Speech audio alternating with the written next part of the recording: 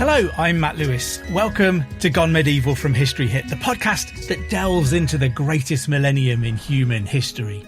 We've got the most intriguing mysteries, the gobsmacking details and latest groundbreaking research from the Vikings to the printing press, from kings to popes to the Crusades. We cross centuries and continents to delve into rebellions, plots and murders, to find the stories, big and small, that tell us how we got here. Find out who we really were with Gone Medieval.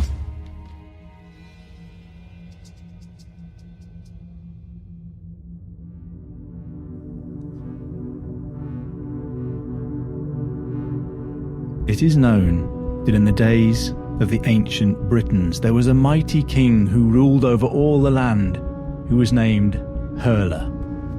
One day, while hunting alone in the forests, Herla was suddenly confronted by a strange figure. Standing less than half Herla's own height, he had a large head, a face that seemed to glow, a red beard that ran down to his hairy belly. At first glance, Herla thought the fairy figure rode a goat, but as the strange man drew nearer, the king could see that in fact he had the hairy legs and cloven hooves of a goat himself. The strange man spoke with clarity and confidence to Herla. I, the king of many kings and chiefs, and of a people numerous beyond all count, come willingly, sent from them to thee.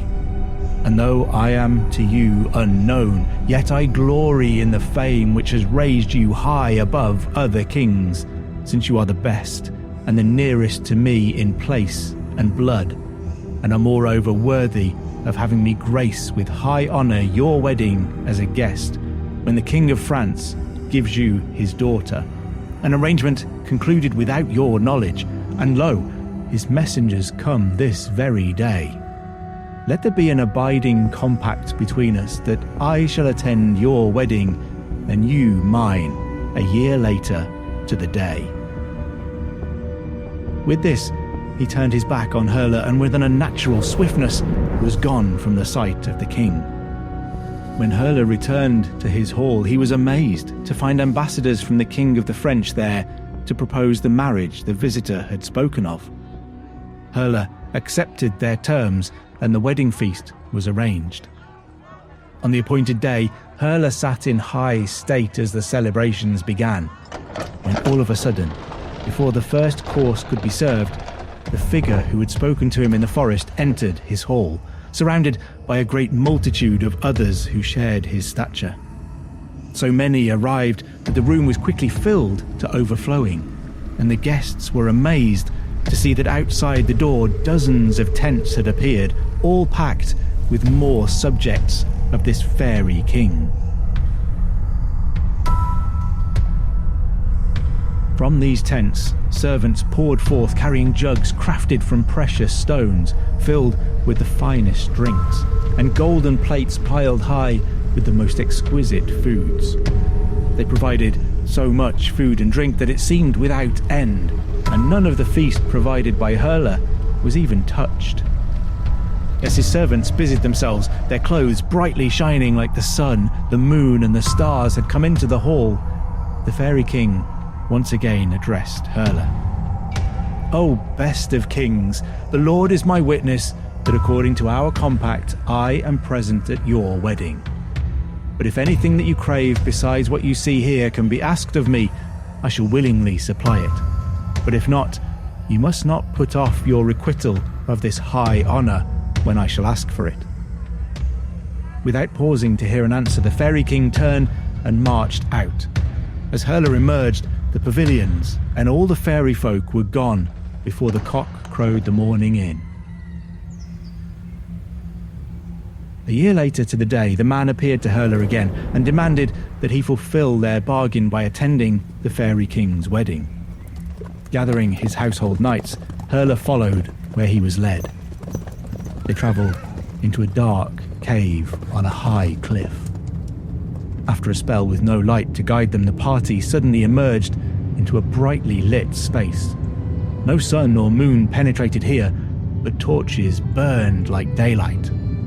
For 3 days, Hurla and his men enjoyed the celebrations of the fairy king's marriage, eating and drinking all that they could desire.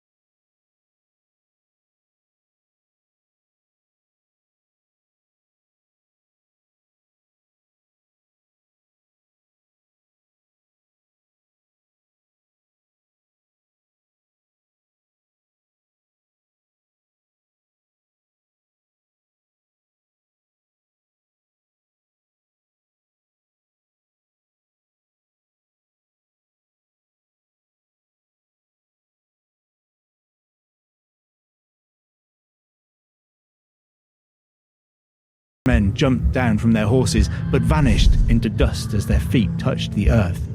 Hurla, understanding what had happened, ordered that no other man should dismount before the hound had jumped down. But the dog would not leave Hurla's lap. From that day to this, Hurla and his army are forced to wander endlessly and make mad marches across the countryside, often racing as if locked into an eternal hunt. People have claimed to see them riding like a host on the move, with wagons and equipment and men and women amongst them. When they're seen like this, sometimes in daylight, they are always eerily silent. Many have reported seeing the Hurla Thingus, Hurla's host, riding at wild speeds across the countryside, drenched in the darkness of a starless night. What they hunt for is not known to us. Did they seek their lost home, or the souls of those out wandering at night? Some will swear that they have seen amongst the wild hunt those whom they know to be dead, as if alive once more and doomed to join the unending, immortal ride. So take good care if you venture out at night. When you hear a sudden noise, it just might be the hunt jumping a hedgerow. That startled animal that yelps and crashes somewhere unseen may have been disturbed by the furious passing of King Hurla and his men, looking for more souls to join the eternal wild hunt.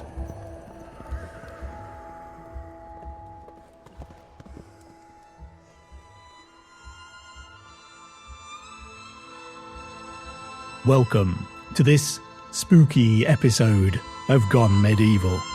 I'm Matt Lewis. This episode is being unleashed on All Hallows Eve, better known today as Halloween. It's a time for scares, ghost stories, and things that go bump in the night. For Gone Medieval, it's also a time to think about how those living in the medieval world interacted with spooky season. Did they enjoy being frightened? How connected were folklore traditions to religion as the lines between the worlds of the living and the dead became blurred on the 31st of October? As it happens, I know the perfect people to ask about this. Amy Boucher and Alex Chidley-Utley are the hosts of the Shropshire Witches podcast, where folklore and history combine to tell surprising and scary stories. They've flown in on their broomsticks today to tell us more about the spookiest of holidays.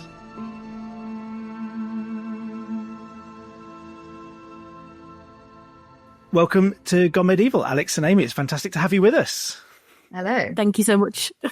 I should probably point out that I'm not insulting you by calling you the Shropshire Witches either. That's what you call yourselves. Certainly not, no. Yeah, absolutely. So we're here to talk a bit about Halloween and spookiness and folklore and why we have this weird ghostly connection to the 31st of October, the date on which this episode is going out to the public. So we're going to try and scare everybody a little bit. So I wondered if, Amy, you could start off by telling us, have you got a favourite medieval spooky story? Oh gosh, where do I start? I love the medieval period, and certainly I'm very fond of things like the Byland Abbey narratives and things like the Wild Hunt, which I think we're going to chat about later. But if I was to pin it down, I'd probably say Elbrigja saga.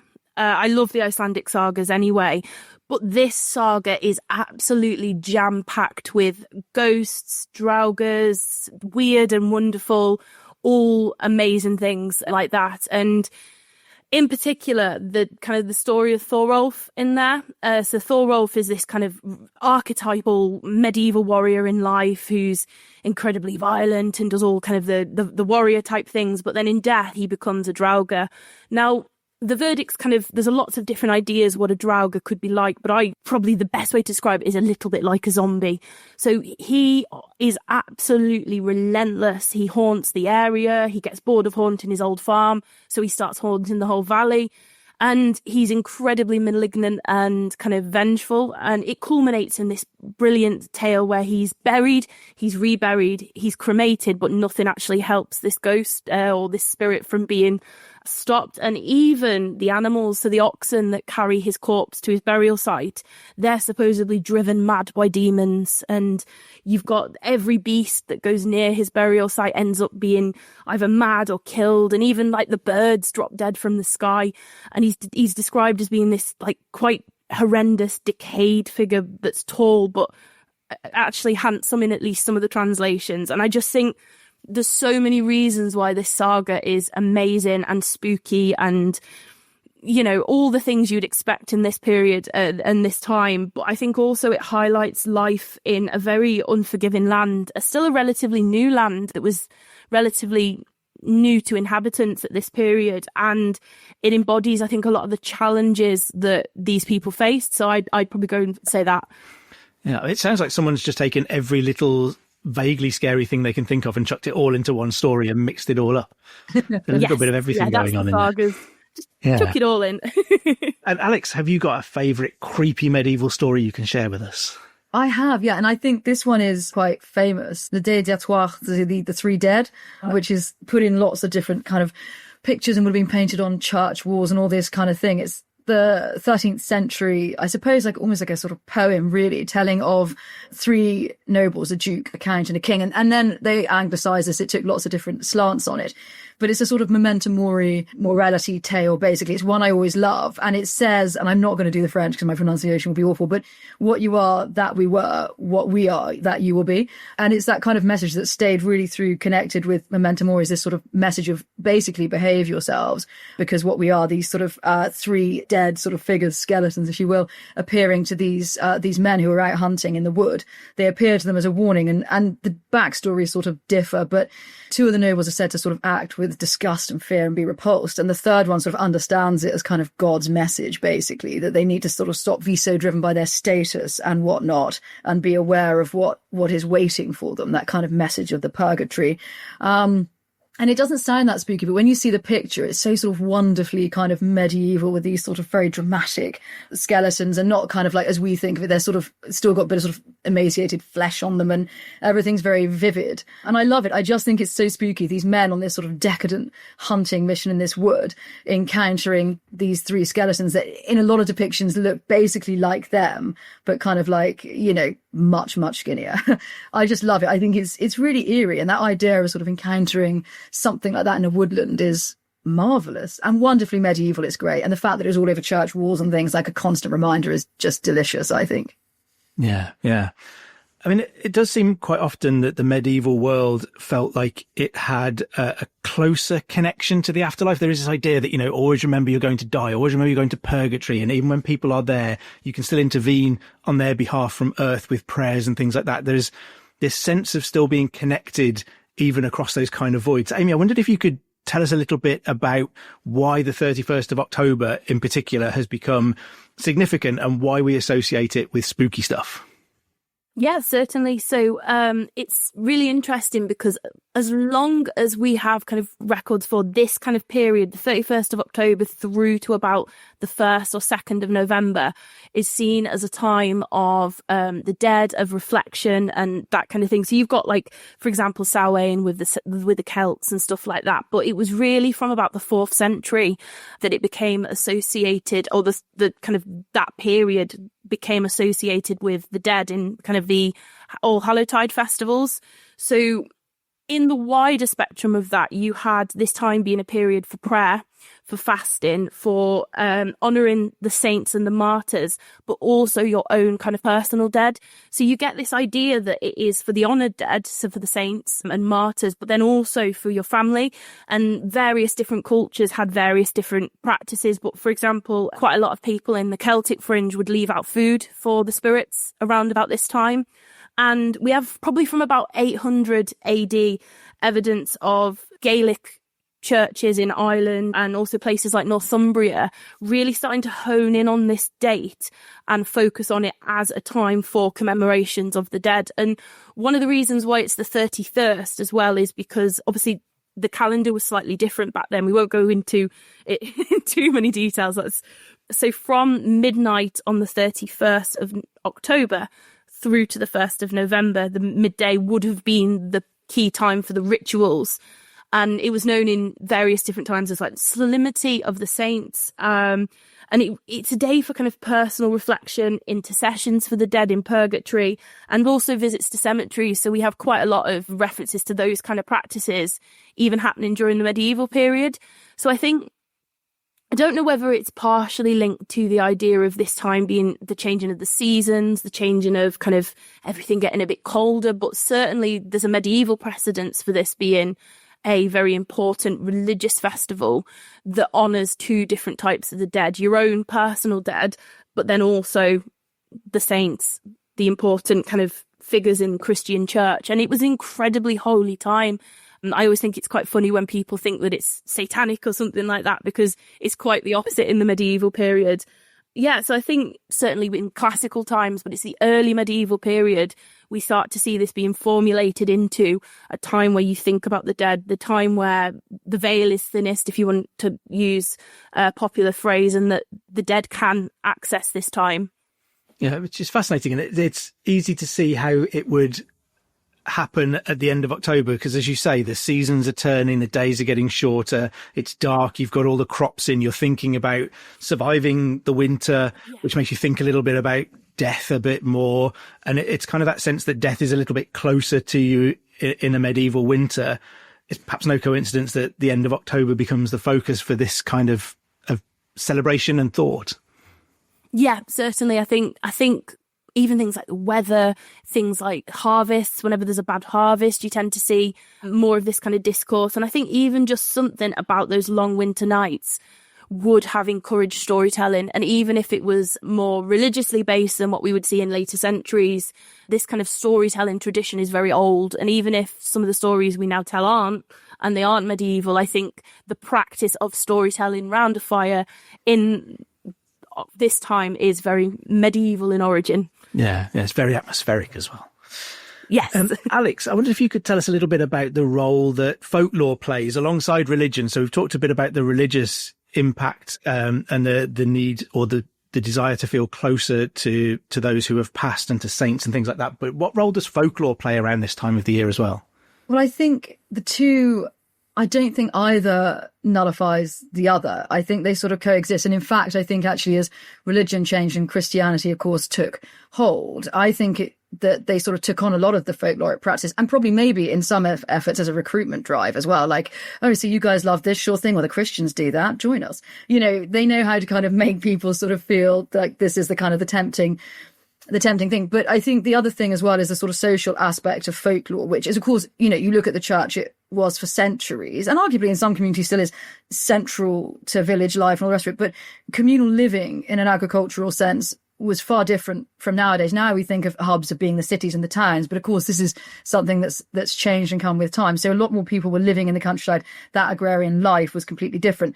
And these were practices that were kind of handed down that I think have taken maybe a spookier slant as we've taken that sort of Irish diaspora concept of Halloween. But I think the medieval and the folkloric, they were looking at ways of, as Amy sort of touched on, of explaining away the seasonal change and things like that. So you get lots of different practices. So like I said, with the three living, that idea of going hunting in the forest and things like that was so familiar to people because woodlands were very different in terms of what people were doing in there. So your affinity with things like trees and all the rest of it and animals was much more familiar. So if you were looking at the idea of, somewhere like Cherbury as a church, you had that at the centre of life, but also you would have superstitions that were readily there. Like they'd say on a certain date, if you circled it a certain amount of times, you would see X, Y, and Z, or someone might appear to you and things like this. So you see a lot of history of people taking religious aspects or folkloric and combining the two.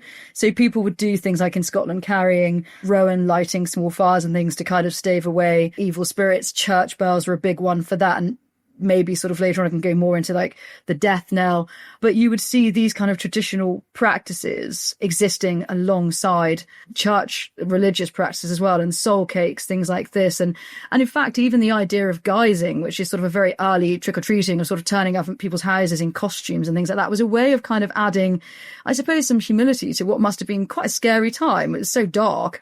And using kind of like, the original sort of turnips as kind of what would have been sort of jack-o'-lanterns. Lots of these things were old folkloric practices and old kind of wives' tales, old village routines that really kind of started to take on a more religious slant as the church really kind of started to hammer down a bit. I think the other thing, of course, as well, is our attitude to ghosts and woodlands changed post-Reformation because, as we said before, it sounds a bit tenuous, but Robin Hood kind of worshipping the Virgin Mary in a woodland pre-Reformation made sense. Afterwards, just seemed a little bit odd. You wanted to sort of dissuade people from that. So I think folklore had to start taking on a modern slant to stay relevant, I think.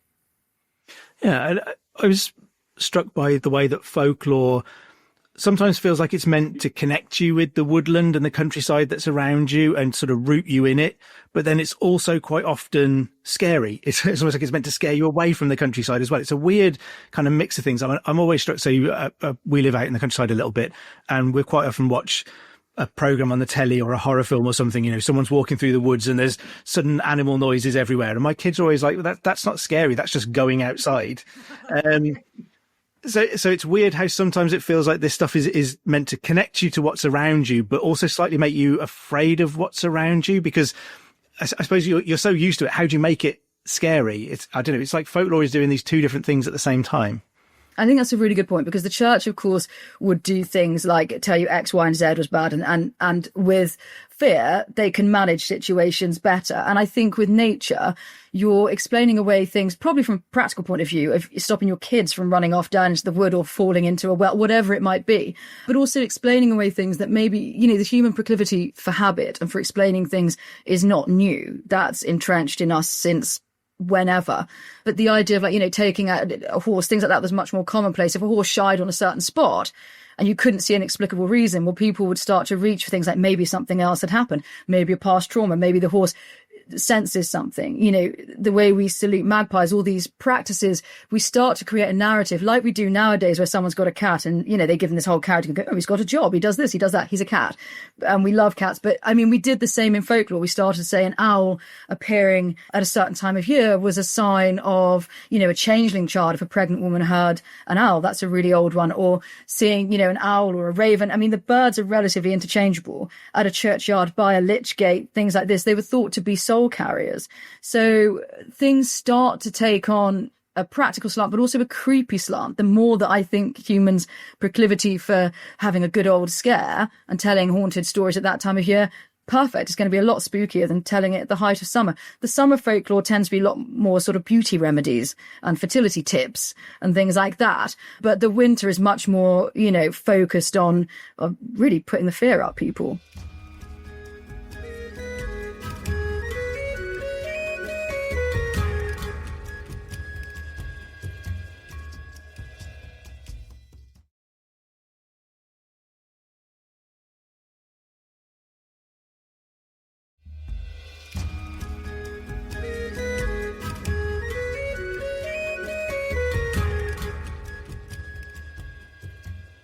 Amy, we heard a little bit of a reading from a story called The Wild Hunt in our introduction, and you mentioned it a little bit earlier. So could you tell us a bit more about what the Wild Hunt story is? What do we know about where it comes from? And then what does it tell us? How does it scare us? Of course. So I love the Wild Hunt. It's such a... I'd probably say, even hasten to say, it's almost cross-cultural, because certainly within medieval Europe and beyond, places like Germany, England, it really holds precedence, even other parts of the UK. And it is, in short, a terrifying spectacle of, does what it says on the tin, a hunt that thunders across the skies at night. It's linked to various different figures who lead the hunt. So, for example, some of the stories, it's Odin. Some of it, it's the kind of the Queen of the Witches or the Devil. You've got King Hurla, or in Wales, Gwen ap Nudd. And we have reference to the Wild Hunt from around the 12th century. I think part of the reason why it's linked to, and this is only my kind of speculation, why you can be found in so many different areas in medieval Europe is because of the monastic community. The monastic community, in a lot of ways, would have been truly international. You would have had German monks in monasteries in Britain and people from all over in these hubs, these cultural hubs. So certainly, if someone migrates and moves to another area, the story comes with them. So I think that's how it would have gained precedence in different areas. Some very, very early versions of the story we have are the Peterborough Chronicle, and that one is from 1127. And the Wild Hunt was said to have been seen after a very, very unpopular abbot was installed as the abbot of Peterborough Abbey. And that's very interesting because quite often the Wild Hunt is used as a vehicle for public opinion. It's used as an omen of misfortune, of disease, of death. It brings forth with it all of the most negative aspects of human existence. And often the people who ride in the Black Hunt are either sinners or they're kind of in some way monstrous. You get whole stories where there's imps and little goblin-y things. You've got a rather, I think it is the Peterborough Chronicle, where there's actually a whole horde of black horses and there's a black goat as well, which obviously links to the devil in itself. Audric Vitalis also wrote a version of the story in 1130, or at least he wrote it down, and he links the Wild Hunt more to kind of the idea of sinners. So there's sinners, there's adulterous women, there's fallen monks, and anyone who's gone against good Christian morality. And I think that also is another thread within a lot of these stories, regardless of whether it's the devil leading it or Gwen ap Nudd or whoever. It's the idea that these bring forth an omen of some sort of bad times, but then equally it is the fate of those who do not follow a good Christian life. And so many medieval ghost stories are linked to this idea that if you are not a good Christian, you will end up in this place, in purgatory, or in some sort of negative situation. So I love it because I love the idea of this dark kind of winter's night, and you hear the thundering of hooves and horses kind of, and all of those really, really pertinent, powerful images, and it being a sign of plague or death or destruction. So yeah, big up the Wild Hunt. It's amazing. And I guess it could be a way to explain a distant storm, or, yes, you hear funny noises in the night and, it's the Wild Hunt coming because someone's been up to no good. I quite like the idea of using it as a version of an opinion poll. Yeah. If someone comes round your house and you're not enjoying the company, you just be like, "Oh, Wild Hunt's coming."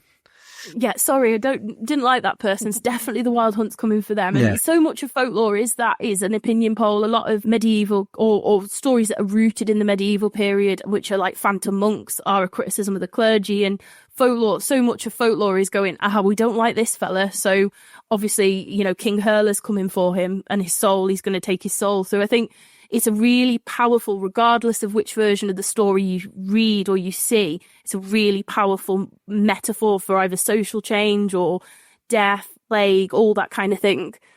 And I guess with the Wild Hunt as well, because so many medieval kind of ghost stories and revenant zombie stories, things like that, there's a way to resolve it, to drive them away. So you can put the ghost to rest by, dealing with whatever had seen it in purgatory, or you can burn the body of a corpse that keeps coming back at night. But the Wild Hunt's one of those things, how do you solve it? Because it's just passing by, and it's just, you've got to hope they don't stop for you. But it's one of those things, a problem that you can't solve, a scary thing that you can't confront and fix, which makes it more scary, I guess. Yeah, it's the inevitable, isn't it? It's that it's similar to what Alex was saying about the three deaths. It's the idea that you can't change it. It's the force of nature that will take you. And that could be linked to religion, or it could be linked to something far more natural. It's the force that can punish those that deserve to be punished, like that awful abbot. Yeah. And does the Wild Hunt connect at all to Wild Edric? He's a character who crops up sometimes. Yes.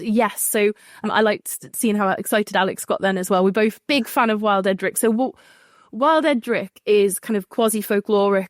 He was a person. We know he was a person in post-conquest Britain, but he's also linked, certainly from the kind of the 12th century and people like Walter Map, with folklore and folkloric ideas. So Walter Map was the first person to link him to having a fairy bride. And you've got this wonderful Arthurian kind of narrative where he's got this fairy bride and he captures her away, and all these kind of motifs you see in a lot of Arthurian legends. But in Shropshire folklore, he's said to haunt the lead mines because through punishment. And whenever England is in peril, he's said to ride out again over the hills. And it's really interesting. I'm sure Alex will have some other things to add to this as well, but it's interesting because it shows how people in the local community, or in these local communities, were interacting with a wider corpus of folk narratives. So it doesn't matter whether it is Wild Edric at the front of the hunt or Gwen ap Nudd, it's people linking their narrative to their local community. Wild Edric there sounds a little bit like almost a King Arthur figure. You know, when England's in peril, he'll come. But is he like a scary version of King Arthur, Alex? How does he fit into Shropshire folklore? I think, to be honest, like, it's a very similar scenario. And I think they tie into this kind of, whether it's sort of Britishness or whatever it is. A lot of these old stories actually mostly kind of start in a kind of French idea and then kind of take shape with a British character, although Edric existed. I think the sort of the scary bit, really, I suppose you've got this idea that he's championing for people against the monarch and things like that, which is sort of, most of us kind of get behind that sort of hero. And also the Welsh border influence, all the rest of it. So, you know, we're far away from London, so we think this guy is kind of championing whatever it might be. But also, he takes on a very sort of spooky folkloric aspect when you throw in a Gothic landscape, i.e. the Stiper Stones, the Devil's Chair, which I encourage people to Google if they're not familiar with it, because I would argue there is probably, apart from maybe going up into like Cumbria or somewhere, you're going to struggle to find somewhere more Gothic-y and eerie. And the idea of him and his retinue riding across this sort of landscape, and the idea of that kind of fairy wife in her sort of Lanonche type role being sort of a downfall, but also a good thing. I think it's this sort of phantom thing that they were driven into a wood, or were they driven into a cave? And, you know, lots of different stories differ about whether they were slaughtered, trapped, their souls, they come out in times of need, times of war, times of fear. And it's this thought of, and if you've been out there, it's hugely impractical. You wouldn't be able to gallop a horse across there. I'm just going to say it. But I think the thought of that sort of phantom appearing in times when the country's already living in what is a tangible, palpable fear, I think then you make way for a supernatural fear. And that's when Edric's like, hold my pint, I'm here. Like, he sort of comes forward and says, you know, fear is so multifaceted. You've got things that you can explain away and tangible fears, but you've got to add that supernatural, that folkloric fear to make it really spooky. I think fear and spooky are different things, aren't they? And Edric sort of embodies both in a sort of strange way. And that sounds like another example of where people are willing to blur the lines between the living and the dead. So Halloween is a specific time of year, but there are also moments, you know, a moment of national crisis could be a time when, as we've said, you know, that veil gets a little bit thinner and there is increased danger. So there is either help or hindrance that might come from the other side. And it may be, you know, people are encouraged to see things and hear things and think that they're scary or they mean something much bigger than they are. Yeah, I think so. And I think the Irish fairy, Lanonche, things like that, they're good examples of this. You've got somebody beautiful that appears to men, perhaps men that want to fall in love, but also usually those men then tend to die young. So I think it's a lot of these things are double-edged swords. I think if something is something of a hero and quite exciting and appearing in times of need, there's also got to be another edge to that, which is something that keeps that distance. Because if you have something that is solely good, people are going to sort of feel attached to it. I think stories like that, you've got to have the fear for separation, but also for longevity as well. Because I don't think it's just a British thing that if somebody's a jolly good chap and is famous like Robin Hood, you've got to start adding some dodgy stuff. And medieval Robin Hood was way spookier than, you know, Errol Flynn in tights. Depends if you find that spooky or not. But, you know, he was a lot more like lopping off heads and things that were much more their cup of tea. And I think people like Wild Edric take on this sort of heroic slant the second people are sort of, want this kind of very British figure of, coming out when we're at war. And, it's encompassing old folkloric Welsh borderland marcher sort of stories with a sort of slightly more modern take of needing this sort of hero. I think it's fascinating. Yeah, it is. Alex, you're on Instagram fairly regularly talking about bits of folklore, and all of your little videos are really, really interesting. I encourage people to go and find you there and watch some of those. There's a couple of things that you talk about that I'm really interested to explore with you. So corpse roads is something that I think you're interested in. I wonder if you could tell us a bit about the medieval origins of corpse roads. What are they? Yes, I can. And I think Amy must have seen my face light up so many times when we say corpse roads. This is my thing. I'm fascinated.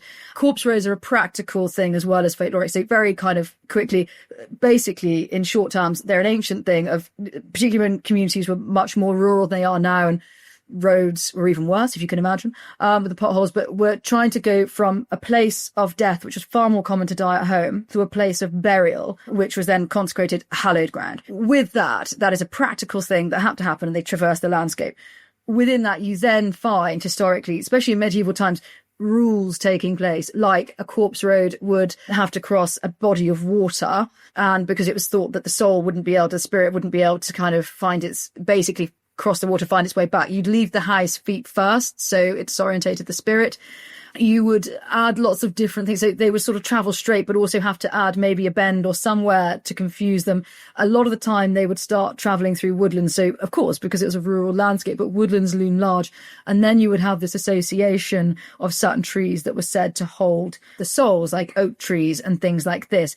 Then you would have lich stones. So lich, which is sort of, I suppose, loosely the Anglo-Saxon for corpse, basically. And these would be stones that had been sort of blessed, and where you could rest the coffin, whatever you were carrying the body in, because you'd need to, if you can imagine, but you'd have to have spots where you could do this. Otherwise, if you just put them on the ground, that person was then tied to that part of the ground, that they would haunt that spot. It's quite eerie when you think about it.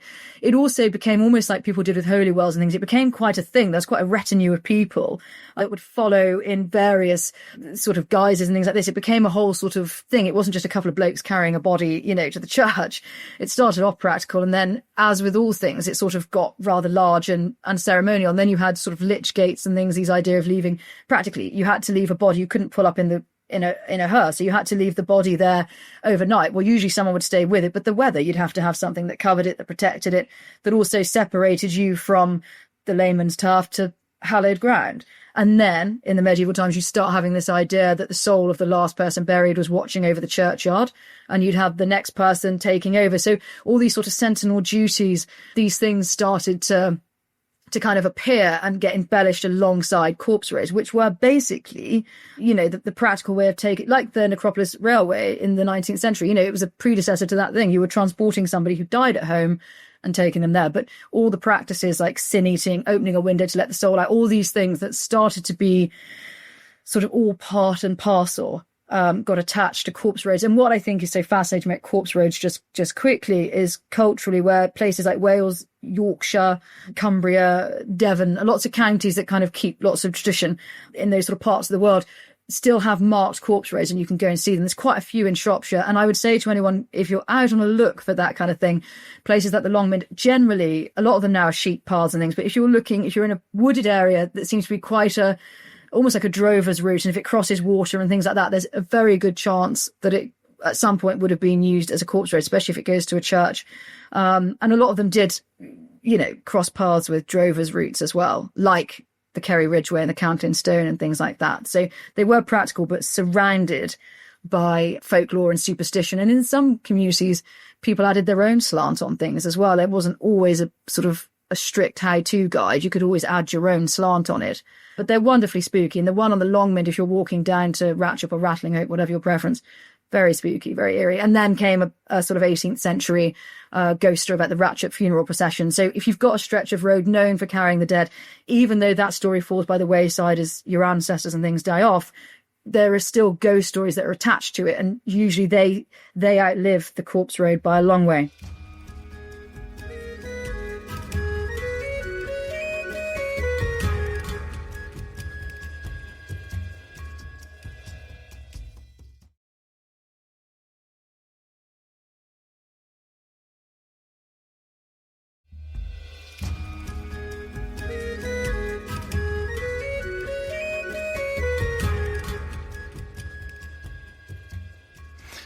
it's fascinating. It says something about us people, that we take something as practical as getting someone from the place that they've died to the place that they're going to be buried, and we bolt onto it all of these superstitions and the need to prevent the spirit from coming back, and, you know, sort of cross water and go round a bend to confuse it and be put on a special stone so it doesn't become connected to the earth.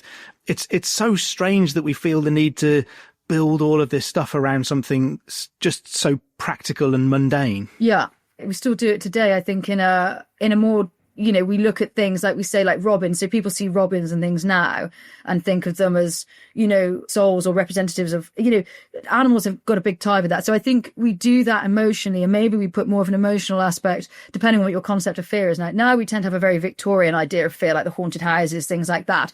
So the folklore with animals and death and things is much more comforting to us now than spooky. But in medieval times, they weren't into the haunted house so much as they were the natural world was much more of a warning to us. Yeah. And Alex, you also talk about death omens a fair bit, you know, just as you do every day.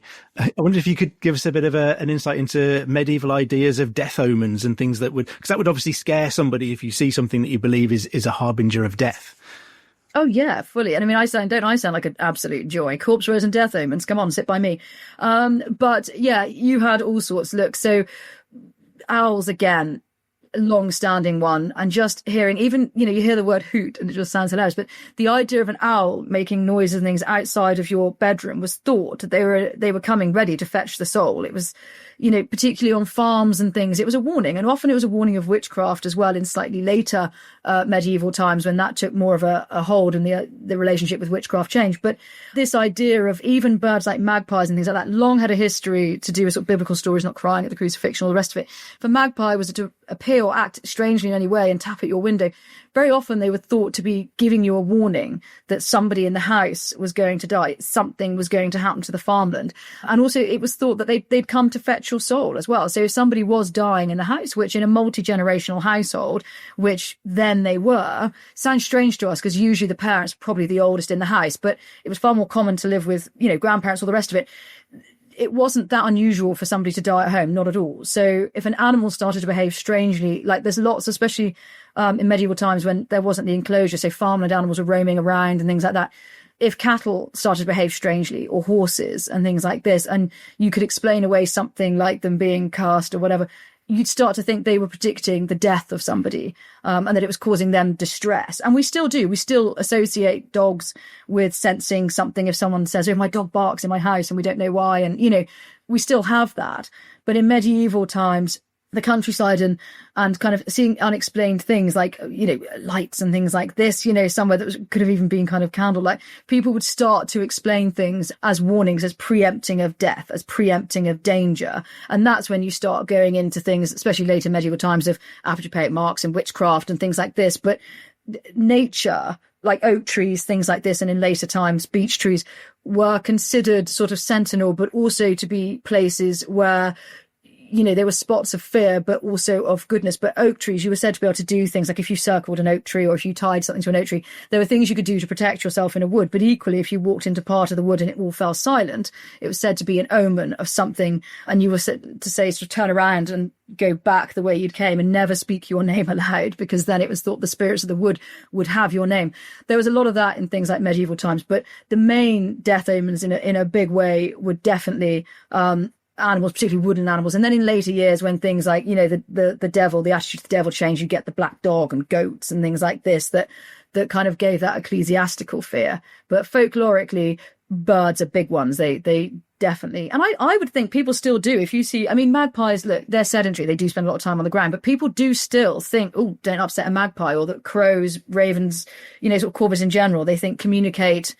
You know, they sense things, they know things. And I think even these days, and I know that from doing it on TikTok, people still don't find that stuff, shouldn't call it stuff, but far-fetched. And horses are a big one. There's a lot of the time they said horses would act strangely in the stable or in the barn or whatever. They thought they could sense everything from death to the weather.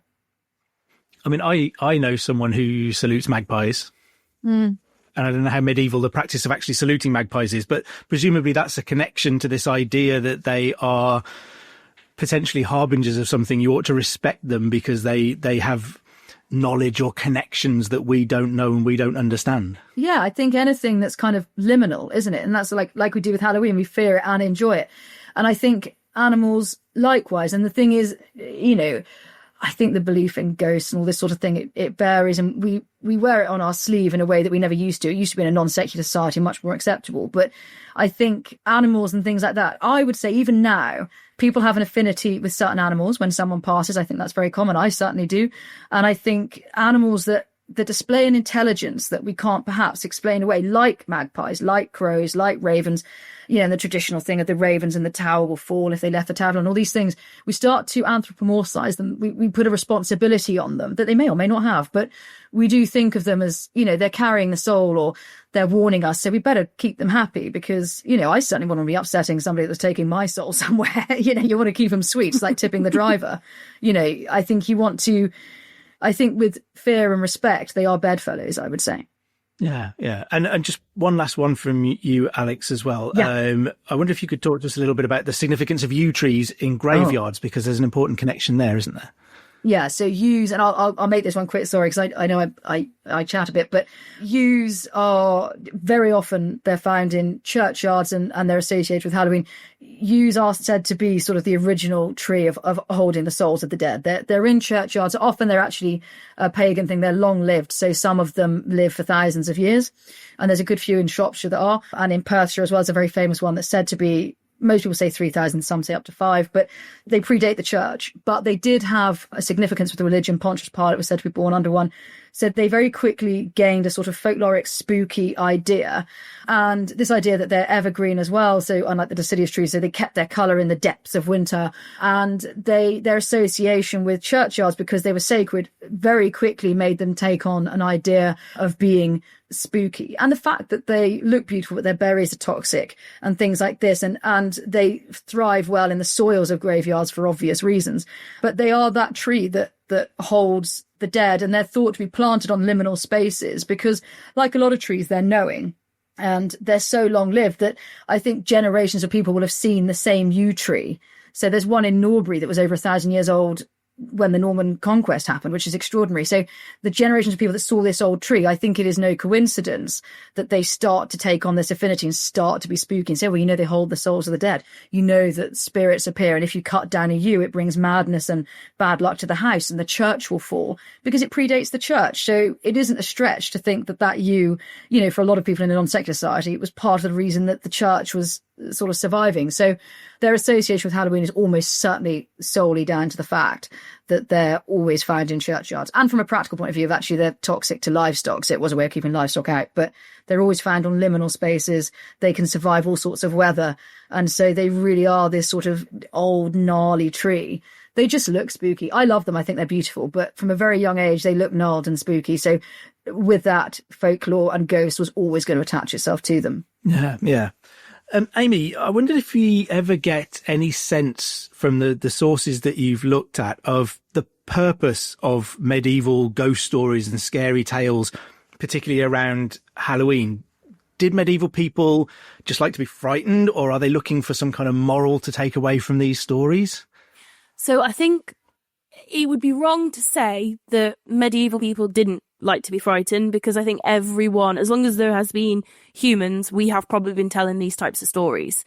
So I think there's an element of that, but I think it's far more nuanced when it comes to the medieval period. And I think a lot of our understanding of ghosts is very much 19th century. It's Victorian, it's the penny dreadfuls and things like that, when in reality, that wasn't really what they were like in the medieval period. The medieval ghost has several purposes, and almost all of them are linked very, very intrinsically to religion and religious ideas at the time. They symbolised moral lessons, so the consequence of sin, for example, that's a massive one within Wild Hunt narratives and also narratives in different ghost stories, is that actually your sins will not be forgiven if you die unrepentant, and you will end up in either purgatory or your soul will be wandering. Sometimes they represent unfinished business, so there's some sort of physical barrier that's stopping the soul from passing on to the place that it's supposed to go next. And that's certainly a thing that we do see carrying on into the early modern period and beyond, even now, you know, with things like Most Haunted and Derek Okora, it was always, oh, well, they've got unfinished business here. And I'm not going to do the accent. But certainly the unfinished business is a really big one in the medieval period. And sometimes that can be linked to things that, so for example, someone might not have fulfilled their duty to the person. Someone might not have finished and sorted out certain wrongs. There's all this strong moralistic idea that you have to honour the dead in a particular way as well. I think as well, something that is probably often left out of kind of more modern ideas is the link to purgatory. So many ghost stories and medieval ghost stories are messages from purgatory. They are people who are coming to request masses and intercessions from the living and imploring the living to not forget them, because in that kind of medieval idea of Christianity, if you're forgotten, you're never going to be able to leave purgatory. So much of medieval understandings of the ghost is tied into tangible fears of death, tangible fears of disease, the fate of the soul. These weren't uncommon things for people to ponder in the medieval period. So it's not now, you know, but certainly in a society that was so underpinned by its religious ideas, you would wonder what would happen after you passed and whether there would be people there to remember you. And I think in a lot of ways, the ghost stories of the medieval period are there to frighten you, but they're there to frighten you into submission rather than frighten you into kind of in the same way we would have now with like the Victorian idea onwards into the 21st century. It's to make sure you show proper behaviour, you act in a way that's in accordance to your religion, and you do what you can for the dead who may have passed on to ensure that they are able to leave purgatory and go to where they're supposed to be. So really, I don't think you can understand the true meaning of the medieval ghost story without looking at its religious importance. And even things like the Wild Hunt, it's certainly something that was more kind of natural based and it invoked a lot of natural imagery, but it was still underpinned by religion. In, you know, Order Vitalis is saying it's the sinners, it's the fallen women, it's the monks that have probably enjoyed the pleasures of the flesh a little bit too much. They are all inhabitants of the Wild Hunt. They're people that are part of it. So it really is linked to religion. And again, I think probably the best way to put it is it's to frighten those people into submission rather than frighten them for, you know, entertainment. But certainly they would have still been told for entertainment, but there is that strong religious idea that underpins it. Yeah, it's because there's so many of the ghost stories. I mean, I think amongst the Byland ghost stories, there's one about a guy who is doomed to haunt people as a ghost because he'd stolen some spoons and not returned them in life.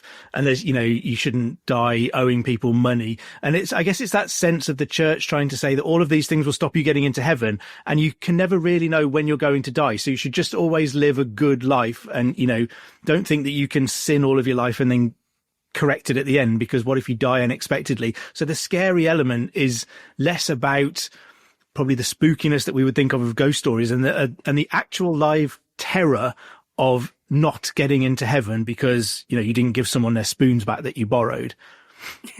Yeah, certainly. And I think things that might seem mundane to us, like spoons, I lose spoons every time I leave my lunchbox at work. That is something that's so tangible, you know, particularly in more agrarian classes or people that would have had kind of, I hate using the word peasant, but, you know, your more peasant classes, you didn't have much. That story from the Byland Abbey narrative, if you only had one set of spoons and you've been wronged, it's more than just what that object is about. It is about the sin itself. And so many of the stories are actually quite mundane things. Like there's certain stories where it's over land dispute, whose boundary is, whether the field is on the right part of the field or that kind of thing, and boundaries, material possessions, and then all the way up to things like blood feuds and stuff like that, which you tend to see more in the Norse and the Icelandic sagas. But certainly I think the fear of death, particularly when you get to times kind of post-plague outbreaks, it's a very tangible fear, and it's something that I think is very hard for someone who lives in period of the NHS and things like that to fully get their head around how tangible death and the fear of death would have actually been. Yeah. And Amy as well, how important is it that we kind of retain our connection to those kind of local stories and folklore traditions? Why is it important that we don't kind of abandon those regional differences in belief and understanding? So I think it's absolutely tantamount. My kind of whole body of research has been local folklore, local heritage. But I think you can enjoy stories from wider, you can understand like the wider narrative of British folklore or British history through certain stories. But by looking at your locality, you are able to gain an intimate insight into its history. So I've always said a ghost is never just a ghost. It's never just a haunting. It's never just anything like that. There's always something far more pertinent to that story. Because if you think about all the long centuries that it has passed, there's a reason why it was remembered. There's a reason why that narrative has continued. And I see ghosts, very much so ghosts, as a conduit for the concerns of a wider community. If someone has died in the local community and they shouldn't have died, they are going to endure as a ghost. If there has been a plague, you might hear the wild hunt bringing it forth. And I think by looking at localized narratives, we are able to understand our areas, or certainly other areas, in a very intimate way. And it reminds us, I think, of the humanity of the past, because when you boil it all down, when you look at all this, these stories are an incredibly human thing. So I think local stories are fascinating, intriguing, interesting, and really are valid. Yeah, wonderful. But this has been absolutely fascinating. I feel like we could do this all day. And if anybody does want to do this all day, of course, they can go and listen to your Shropshire Witches podcast. But Alex, I wondered if we could end with, if you had to spend Halloween somewhere really spooky to tell a really good story, where would you go? Where's the creepiest place you know? Oh, okay, good. The two honourable mentions are Tanner's on Wild Cocks. That is the most beautiful old building. It's extraordinary. So I just think if you want something atmospheric that's been preserved in time, that's an amazing place. Powis Castle's great as well. But I think it's got to be, what I'm going to say is the prettiest castle in England is Ludlow. It's got to be, because of stories like Marion de la Bruyère and things like that, like, which probably isn't even true, but the spooky ghost stories. I think if ever there was a ruin that is just absolutely beautiful and simultaneously spooky, doing a lap around there at night as well, you're perfectly safe because it's Ludlow, so don't worry, there won't be a mugging. But I think if you wanted to just have a look at the history in somewhere that's eerie and beautiful, I would say go to Ludlow, go out for supper, it's beautiful, and then just do the footpath around Ludlow Castle and stop and look up at the towers, read up on some of the ghost stories and things in the atmosphere. And I would say there's got to be no finer place for beauty and also very, very spooky. Ludlow Castle trumps it for me, definitely. I'm always here to champion Ludlow. So adding that it's the creepiest place as well. Yeah. Ludlow's my favourite castle. So to add that it's the creepiest castle as well, I'll definitely take that award for Ludlow. Thank you. And Amy, how about you? If you had to scare someone, where would you take them for Halloween? So this one is relatively easy for me, Lilleshall Abbey. So I write a lot about local ghosts. I have never been anywhere that I have been convinced is definitely haunted, except for Lilleshall Abbey. The whole atmosphere in the building is just really creepy. You feel like you're being watched. You feel like you are being followed. There's a real sense of the weight of the history of the building as well. And certainly since I've been researching Lilleshall Abbey, people have come to me and told me all sorts of stories from kind of pagan gatherings in the 90s where they saw hooded monks. And there's a monk that's said to haunt there that comes up to you and says, "Do you know the secret?" and then disappears. But if I was to put money on anywhere to be haunted, it would be Lilleshall Abbey. And it's just really creepy. And every time I've been there, it's just given me such a strange vibe, which I've not had from other places in the county that I've visited and written about. It's just really creepy. So you're Lilleshall Abbey. It sounds like a dare from Gone Medieval there for people to go to Lilleshall Abbey. I've never been, and I'm not sure I want to go now. I'm not overly fond of being creeped out in old places, but there's a bit of a dare from Gone Medieval to go and give it a go. Well, thank you so much, Alex and Amy, for joining us to talk about medieval spookiness and creepiness and folklore and ghosts and all of those kinds of things. I hope everyone is having a fantastic Halloween. Look for the Shropshire Witches podcast wherever you get your podcast from to hear more from Alex and Amy. But thank you very much for joining us. Thank you so much. Thank you. Thank you. Thank you. Okay, you can come out from behind the sofa now. You can find the Shropshire Witches wherever you get your podcasts, and you can also find episodes in our back catalogue about the medieval origins of other celebrations, such as Christmas and Easter. There are new instalments of Gone Medieval every Tuesday and Friday, so please come back to join Eleanor and I for more from the greatest millennium in human history. Don't forget to also subscribe or follow us on Spotify or wherever you get your podcasts, and tell all of your friends and family that you've gone medieval.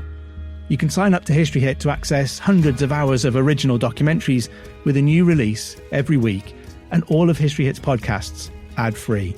Head over to historyhit.com/subscribe to avoid a horrible fright.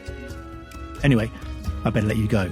I've been Matt Lewis, and we've just gone medieval with History Hit.